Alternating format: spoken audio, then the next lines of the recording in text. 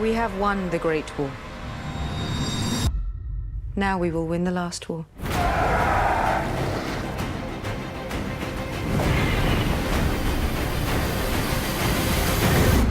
We'll rip her out root and stem.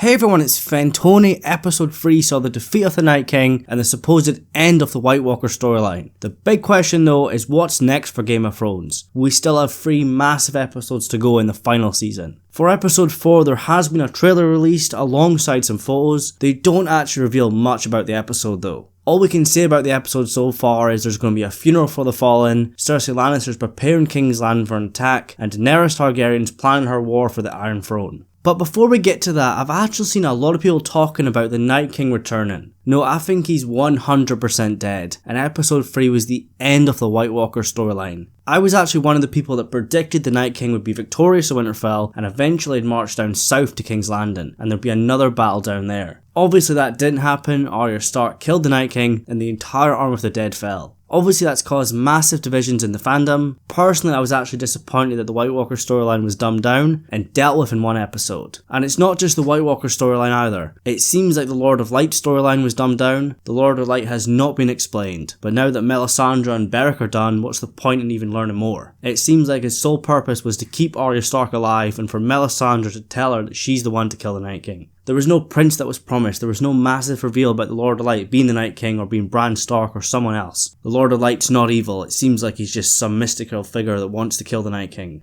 Honestly, it's pretty sad that Game of Thrones has been watered down over the seasons. They've actually cut down a lot of storylines, important storylines as well, and even minor details like characters talking to each other never happened. Arya and Daenerys haven't had a scene yet. Ghost and Jon shared one scene together but it was pointless. Ghost hasn't met Daenerys yet. There's been so many missed opportunities in the final season. But it's not like I've never been wrong in the past. A lot of my predictions were completely wrong for episode 3. Maybe the Night King is still out there. Maybe killing him off with a dagger was not enough. He'll just come back. But I think if they'd done that, it would downplay the whole moment when Arya kills him. But now we're moving into episode 4 and the final war. It's going to be 78 minutes long, so it's a big episode. Nearly as long as episode 3. I think episode 4 is going to have a lot of surprises. And Kit Harington gave an interview that might have some clues in it about what to expect next. He says, "One of my favourite episodes is 4 because the characters seemingly got what they needed. The world is safe now, they're celebrating and saying goodbye to lost friends. But as an audience you're going, this is only episode 4, something's going to happen." And that's the cool thing because I think these characters are aware of this as well. There's something twisted and uncomfortable about it. It's so Shakespearean.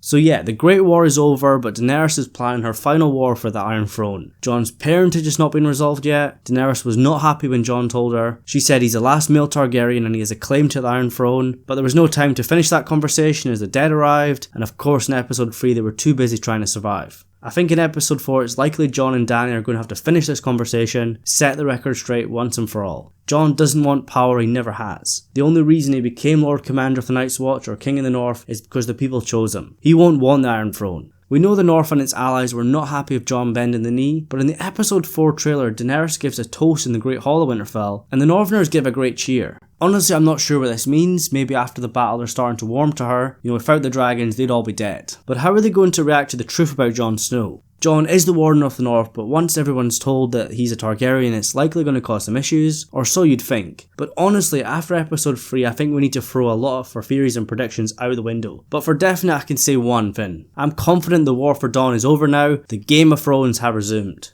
Daenerys wants to destroy Cersei Lannister and take the Iron Throne back. But remember, Daenerys' army suffered massive losses against the Night King. Most of the Dothraki are gone now. The Unsullied took a big hit. Does she have enough troops to actually attack King's Landing? We know there's going to be some sort of war council scene. Maybe she asked Jon and the Starks to come down to King's Landing and help her out. Jon's put all his energy into the War for Dawn. It's likely he wants peace. Cersei will do anything to protect her unborn baby and the Iron Throne. She has the Golden Company now. We know Sansa Stark wants the North to become independent again, and I've heard a lot of people say she's actually manipulating Tyrion. There was a scene down in the crypt of Winterfell during the battle. It seemed like she was trying to manipulate him, trying to divide his loyalties. She says it'll never work between her and Tyrion because of his loyalty to the Dragon Queen, before Missandei shuts her down saying without the Dragon Queen they'd all be dead already. I actually thought that Sansa would remain loyal, but that was because the Honour of the Dead was still in play. But now the War for Dawn's over, will she try and get Northern independence, become the Queen in the North, try to betray Daenerys? Something else I've been thinking about is what if Bran's told Tyrion something important? In episode 2 they shared a scene in private. Tyrion asked Bran to tell him his story, and when Bran was being wheeled to the Godswood in episode 3, him and Tyrion gave each other a look. Now the War for Dawn's over, what's next for Bran Stark? His ultimate enemy was the Night King, but he survived the war, so what's next for him? I actually made a video recently talking about Bran trying to put Jon on the Iron Throne. When Tyrion asked Bran to tell him his story, maybe he actually told Tyrion the truth about Jon. Maybe Bran does want Jon on the Iron Throne. Maybe he's seen something in the future. Maybe he sees Daenerys as a problem, and he wants to position Jon as the king. And if the people that are saying Sansa's trying to manipulate Tyrion are right, then this could cause some major issues. Her armies are severely weakened, but she has the 2 dragons, we've got to remember that. Or maybe she only has 1 dragon. Maybe now that Jon and Rhaegal have bonded and Rhaegal allows Jon to ride him, Rhaegal belongs to Jon and he would side of him against Daenerys. And if Dany becomes aggressive towards Jon, Rhaegal would defend him.